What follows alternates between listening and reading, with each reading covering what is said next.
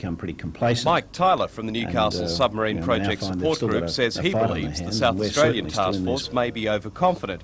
He says the final site decision still depends on further reports to the Navy and Defence Minister Beazley by the New South Wales Task Force and state premiers.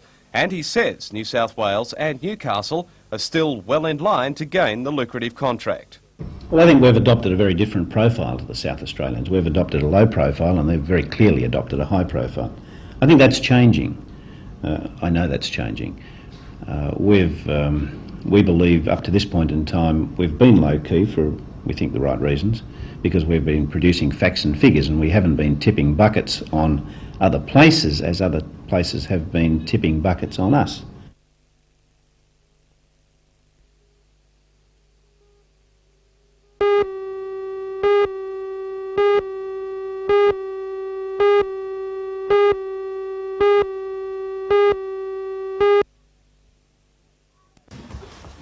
At 10 months of age, Sarah Masterman is just like any other youngster, but it's been a long road getting there. She spent all but 11 weeks of her short life in isolation in Sydney's Prince of Wales Hospital. Shortly after birth, Sarah developed an immune deficiency disease, a condition that claimed the life of Jeff and Joanne's first daughter in 1983.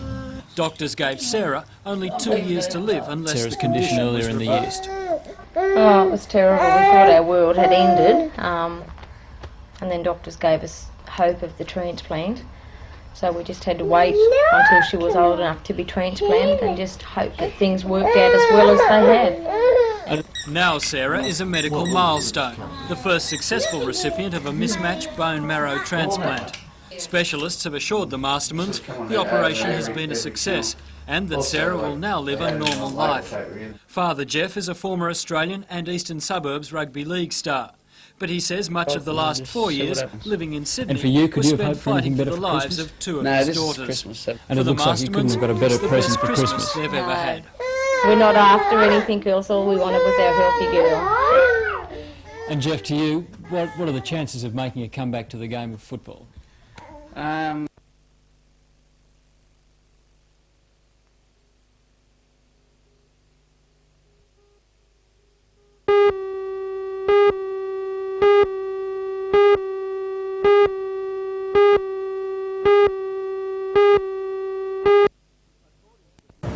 According to the Bureau of Statistics report, nearly 50% of Newcastle women do little or no exercise.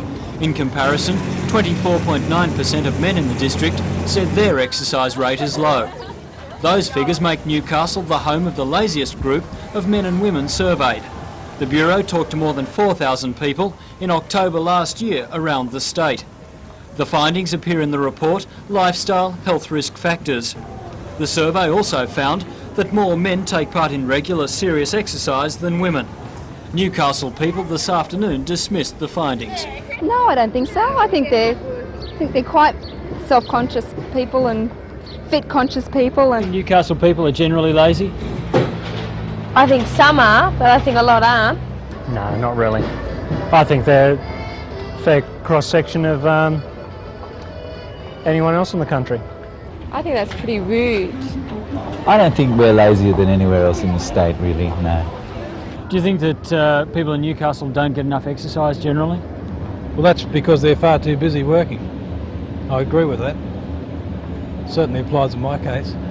Look at me.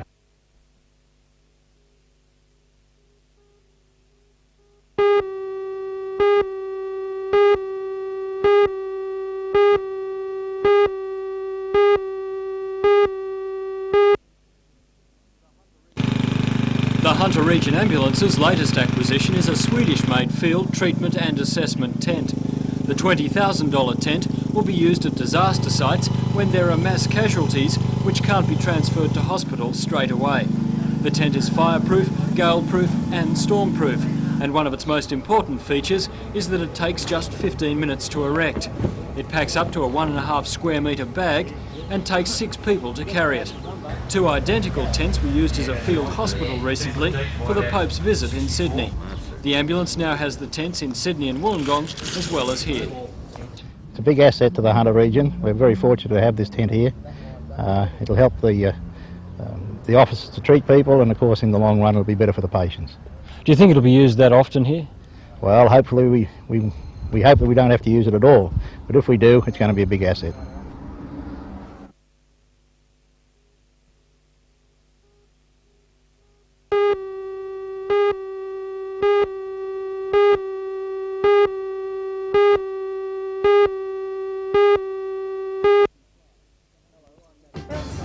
Hello, I'm Matthew Clark. The Hunter Region Ambulance was showing off its Christmas present today. It's a $20,000 tent that'll be used in the field for disasters when there are a large number of casualties. Join John Church and Mark Warren for all the news tonight at 6.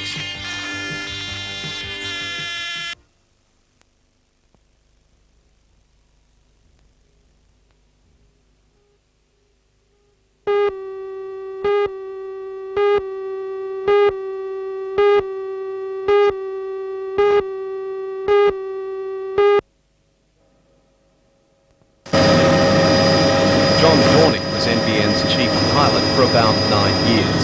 Before that, in a remarkable career, he'd flown for the rescue helicopter service in Newcastle and also local charter company Helifly.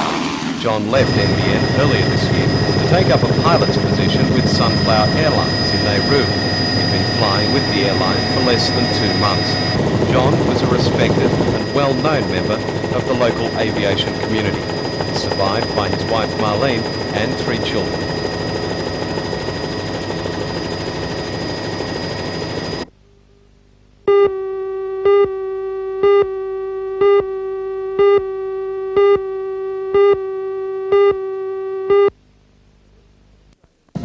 Traditionally, Australia and Japan have had a very strong trading relationship in coal. Indeed, Japan has been the major importer of Australian raw materials. But the increased value of the Japanese yen could have a big effect on that relationship. The strengthening of the yen has made Japanese industry, including their steel industry, less competitive on world markets. This, in turn, has prompted a review and restructuring of industry in Japan. According to the General Manager of BHP's Collieries Division, Rob Chenery, this restructuring is likely to result in a reduced Well, the steel need industry for is Australian restructuring. There are announced plans for major cutbacks, not only in the coming year, but over a 5-year period, a major decrease in requirement, mainly for the export industry. And this has Rob been brought Chenery about says because it's of the high likely the value of soft the coking yen coal and market the will not be affected as much as steaming coal. But he says all coal producers should reevaluate their exporting future. I think it's going to be necessary for all raw material exporters to reassess the situation and take the decision that they are going to have to go for other markets other than Japan if they want growth in their business.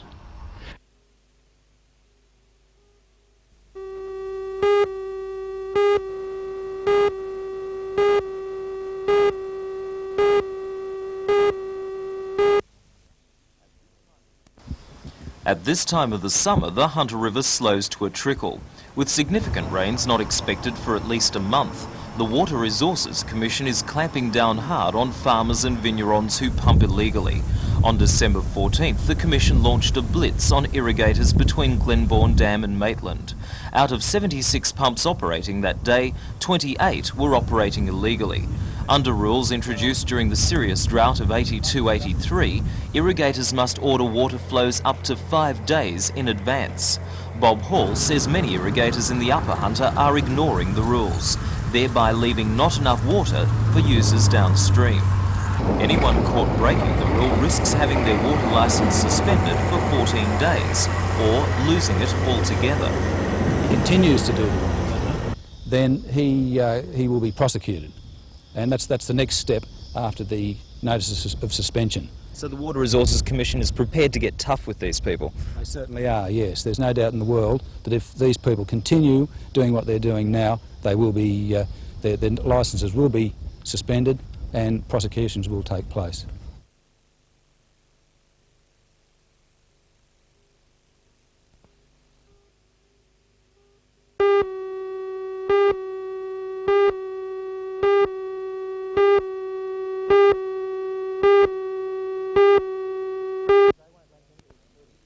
But they won't lack anything compared with the Sydney teams this year, we can guarantee that. They've certainly done a lot of work, and the results have been outstanding. And I believe the league selectors have thought of something a little bit innovative for very shortly.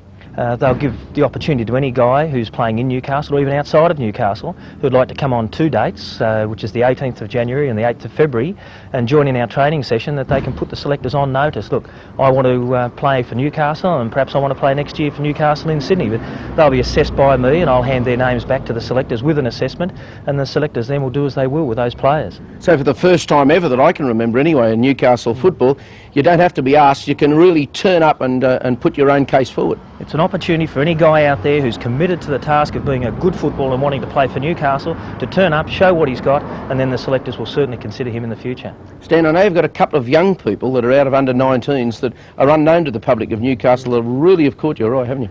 Yeah, Philip Tyne from Raymond Terrace is a boy with a big future, hard, tough and fully committed to his task, and young Michael Flanagan, who came out of the West Juniors. There's another with immense ability. It'll be very, very interesting to see how they shape up on the paddock. Stan, we've had so many great footballers come from Newcastle. Perhaps there's a couple of early names to write in the little black book?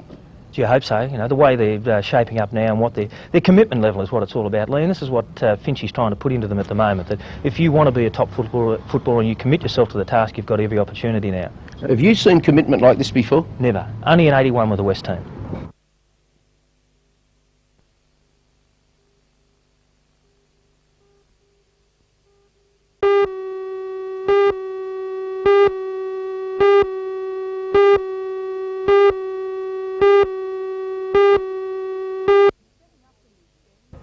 In setting up the new scheme, the state government has made it clear it is not a proposal for additional public housing.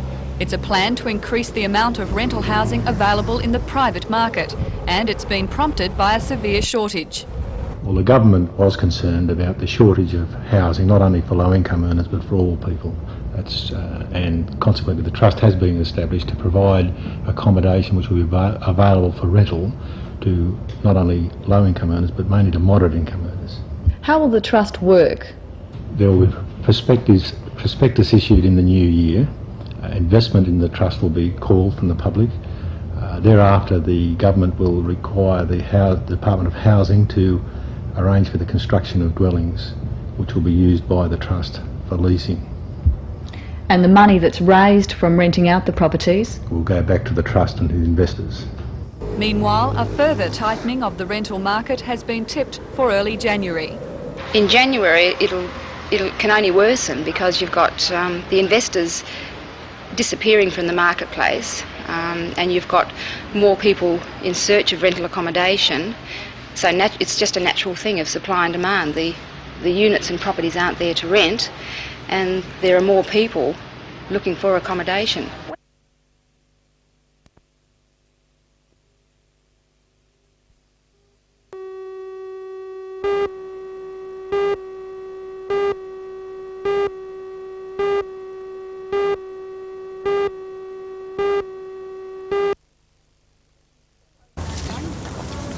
The post-Christmas stampede began before opening hours yesterday when shoppers filled the car parks and waited outside shop doors to reap the harvest of the traditional end-of-year sales. Today, shop floors were much quieter, leaving traders to count their money. The major department stores in Newcastle reported a sales increase of 25% over trading figures for the same day last year.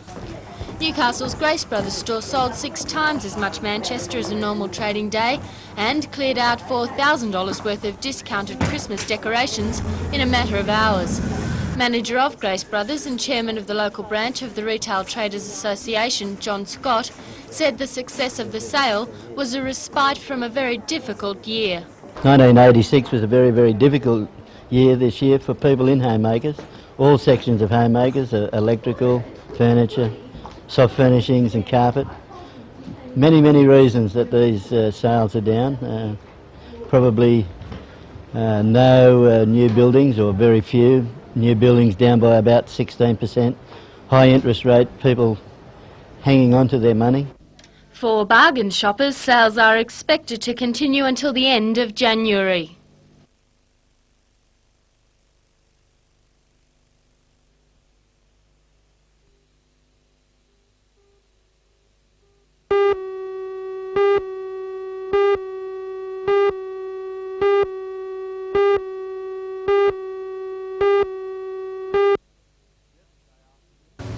Yesterday afternoon, the residents of Cypress Street and Boston Close, Glendale, were surveying the damage and seeing just how close the fire came to their property and houses. At around midday yesterday, some of the residents thought they'd lose their houses as the fire raced across bushland near their properties. As it turned out, one fence caught fire and that was it. By late yesterday, residents had banded together in a bid to make sure the scare is not repeated. They invited a representative of the Dairy Farmers Company, which owns some of the bushland, to come and see the problem. The representative did meet with them and they discussed the possibility of levelling the area. The residents are hoping for an answer from dairy farmers regarding their problem within the next few days.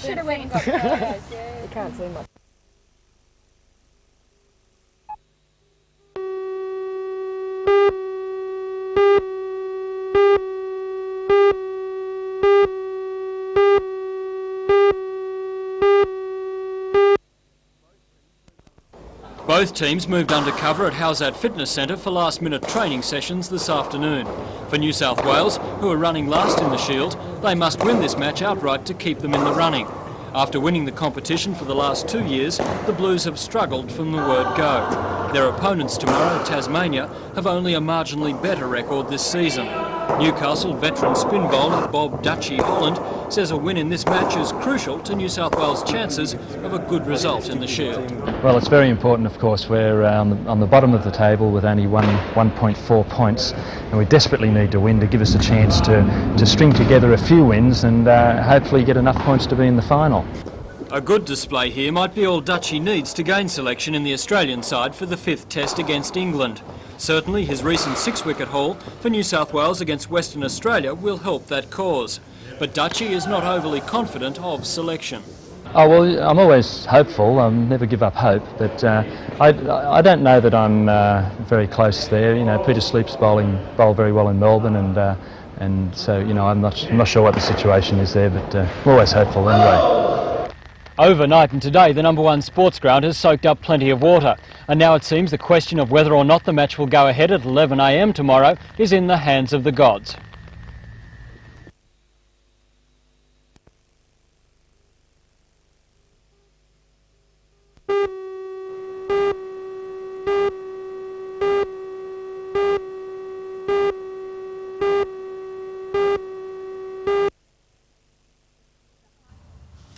The Hype 86 questionnaire follows up a survey taken in 1983 of 6,000 adolescents in the Hunter, then aged 14 and 15.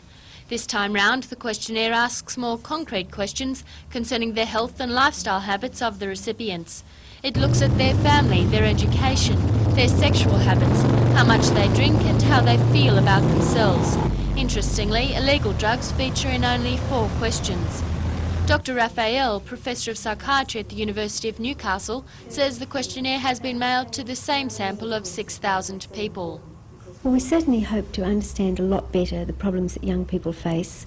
We've chosen a very large sample in Australia because they represent young people of Australia generally, and we're really hoping to see what happens, what goes wrong, how young people handle things, how they come out of it well, or when difficulties arise, and in that way perhaps to provide a good basis for assisting during the phase of growing up. The Federal Health Department will use the survey to plan preventative health programs, and the research team will also make the results available to the Education Department. Authorities and universities in England, Scandinavia and the United States are monitoring the survey with keen interest. Dr. Raphael says the next 6 weeks are the critical time for the return of the survey. She says the survey offers young people in the Hunter the chance to affect future services for youth, not only here, but Australia-wide. On the whole, we've had a very good response from people. There are always some people who feel they don't want to be involved, and we respect that, of course. We understand that. But most people are keen to fill it in, and I think it's a great opportunity for young people to have a say, to say what they think is important, because it's only if they do come out and say these things that we can help direct services towards their needs.